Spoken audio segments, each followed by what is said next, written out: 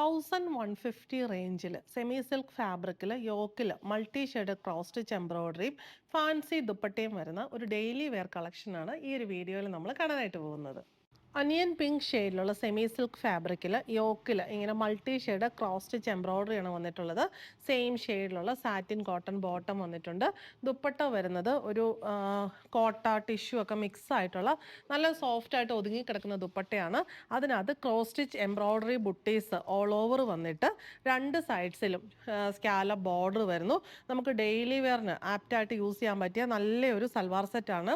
Rate ആണ് ഏറ്റവും attractive, 1150. Next one royal ബ്ലൂവിൻ്റെ ഏറ്റവും ലൈറ്റർ ഷെയ്ഡാണ് വരുന്നത്. Same combination of cross stitch embroidery വരുന്നു. ബോട്ടം സെയിം ടോപ്പിൻ്റെ തന്നെ ഷെയ്ഡിൽ വരുന്നു.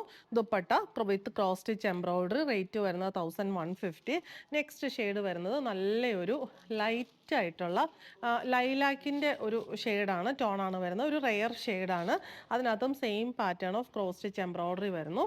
ദുപ്പട്ട ഓൾ ഓവർ ടോപ്പും ദുപ്പട്ടയും വർക്കും എല്ലാം ഭയങ്കര രസമായിട്ടുള്ള സിമ്പിളായിട്ടുള്ള എന്നാൽ നല്ല വെറൈറ്റി ആയിട്ടുള്ളൊരു സെറ്റാണ്.